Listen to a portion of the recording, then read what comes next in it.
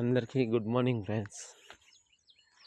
ఈరోజు ఉదయం మీ అందరికీ టమోటా నారు చూపిద్దామని వచ్చాను ఫ్రెండ్స్. ఇదిగోండి ఇలా ఉన్నాయి మన టమోటా నారు. అప్పటికంటే ఇప్పుడు కొంచెం ఎత్తుగా పెరిగాయి. వీటికి ఇంకా ఎలాంటి పోషకాలు ఇవ్వలేదండి.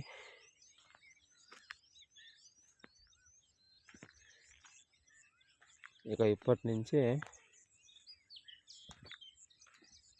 వీటి కథే వేరే ఉంటుందండి.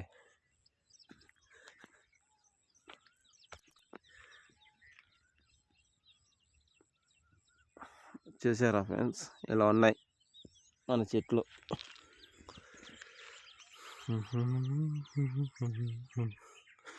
ఇదిగోండి అదంతా కలుపు. ఆ కలుపు అంతా తొలగిస్తుంది. ఈరోజు అయిపోతుంది. ఈరోజు ఇదిగోండి మొత్తం అంతా కలుపు అంతా అయిపోయింది.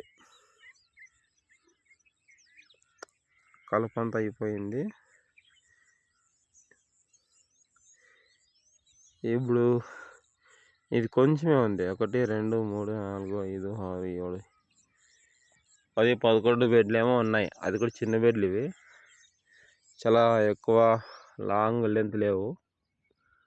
త్వరగా అయిపోతుందండి. ఈరోజు 11 అలా అయిపోతుంది. ఇక మన టమాటా చెట్ల విషయానికి వస్తే ఇలా ఉన్నాయండి. ఇదే మన టమాటా తోట.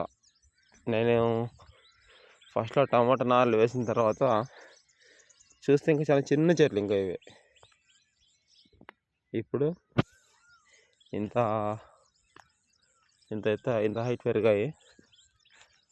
నాట్లు కూడా తక్కువగానే పోయినాయండి.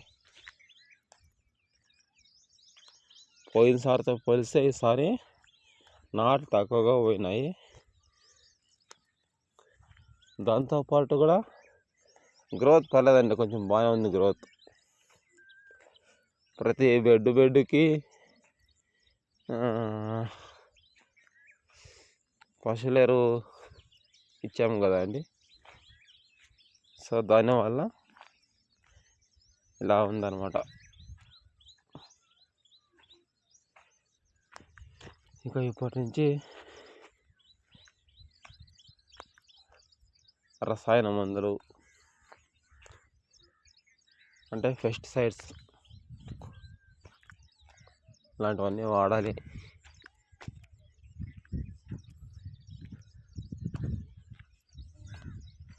బాగున్నాయండి చెట్లు, బాగా ఎత్తుగా బాగా పెరిగాయండి ఈసారి. బాగున్నాయి. ఇప్పుడు ఇలా ఉన్నాయి కదండి. ఇంకొక 4-5 రోజుల తర్వాత రీబెడ్ చేస్తామండి. రీబెడ్ అంటే ఇప్పుడు ఇలా ఉంది కదా, మట్టి అంతా ఇలా చిందరవందర ఉంది కదా, మళ్ళీ ఇలా ఎత్తు మీదకి ట్రాక్టర్ సహాయంతో వేసేస్తామండి.